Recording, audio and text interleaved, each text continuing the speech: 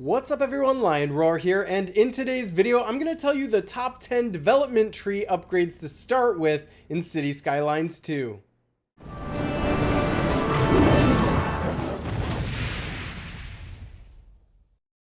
But first, download Gemstone Legends, a mobile RPG puzzle match game. Use the link in the description to start with free stuff, including a bonus hero. Alright, so one of the big differences between City Skylines 1 and 2 is how you progress in the game. You earn experience, which gets you development points, and then you use the development points to spend on new goodies for your city. But there are some that are better than others. So I'm going to go over those today, and I'm actually going to start with number 1 and go in order because I think it makes sense to talk about probably the first one you should unlock. And then the second, and then the third to help grow your city as best and efficiently as possible. So I'm actually going to stay on the roads right here because all of the ones I'm going to suggest fall into three main categories. Either they're improving the road network, and really, in simple terms, this is kind of a traffic sim just as much as it is a city sim. So roads are one, happiness is the second, and then growth is the third. And they all kind of relate because basically you are giving your city the best foundation possible to grow. So the first one under roads that I think is really important to unlock is roundabouts. Intersections clog up a lot of traffic. So in order to keep traffic free flowing in your city, go ahead and unlock that one. The second one you're going to unlock, I know it's kind of boring, but it's just really, really important, and that's advanced road services.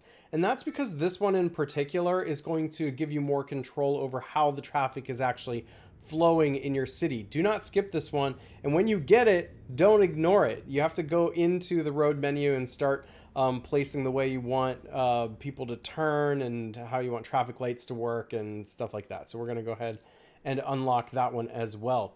The next one has to do with happiness, and that is under parks here.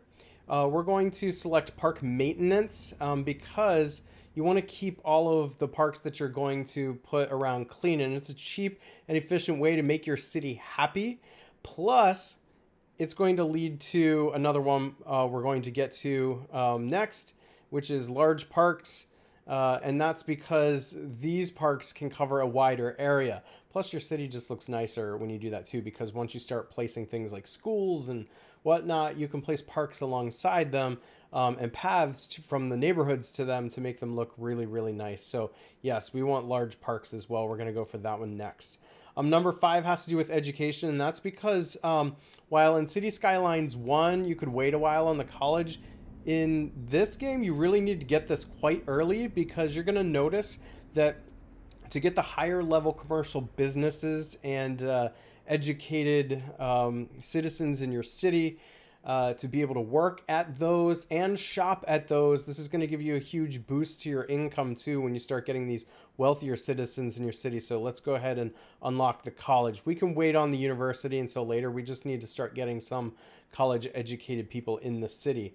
The next one we're going to unlock is large roads. So we're back to roads. At this point, once you put a college in and you've really started to expand, you should get a lot of people coming into your city. You're probably going to need large roads to keep the traffic flowing. And then after that, similarly, highways, because at this point, you're going to have a bigger city, and you're going to need to connect to the main network and have people get around without having to drive through the whole like grid and windy roads of your city. Next up is parking areas. As you can see, we are going to town on the road network. This is like the basics of the game. This is why we're grabbing so many of these. After your city starts to grow and you're able to get people around, you're going to notice that street parking is just not enough. You need these parking areas. So we're going to go ahead and unlock that. And then next, we're going to unlock the recycling center. Now, I want to say a couple of things about this here. First of all, your garbage dump in the city actually can hold a lot. And so it can take a while before you get to this point. I think people try to pick either the incinerator plant, and I think most people are actually picking the incinerator plant incorrectly, by the way, over the recycling center, but they're doing it too soon. You actually kind of want to wait until you've got like a good foundation to your city before you pick this one. I'm going to pick the recycling center, and there's a couple reasons why. My answer on this might change down the road, but first of all, because the dump can hold a whole lot, what's going to happen here is the recycling center takes even more of that, so less pollution, and the dump fills even slower. So there's no need for an incineration plant, which is just very expensive to run and creates a lot of pollution. Not only that, but here's the second reason. It appears the incinerator plant is a little bugged right now. Hopefully they fix that quickly.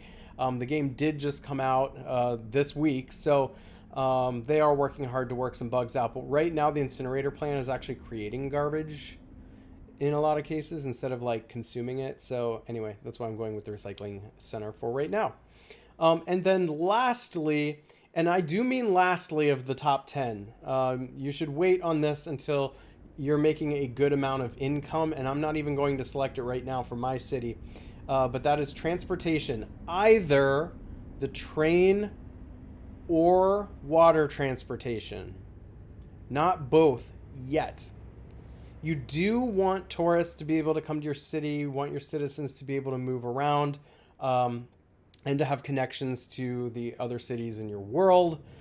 But you only need one of these to make that connection. And if you're on a map that has a lot of water and an outside water connection, just go with the harbor. You have to build less infrastructure. If you're in a landlocked map, then you have to go with the train. Just connect it to the main train tracks there. And lastly, I want to throw in an honorable mention, which is our first of the communications panel here, and that is the post sorting facility.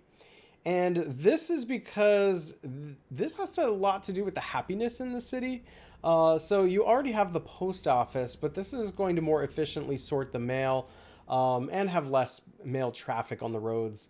And you can connect it to the outside, which is great. This improves the happiness of your city quite a bit. So that's why I threw it in there, but I don't think you need to go for it super early. I think you need to get your roads in place and everything that's going to grow your city quicker. So if you enjoy videos like this, make sure to like, subscribe, and hit that bell notification, and I will catch you in the next one.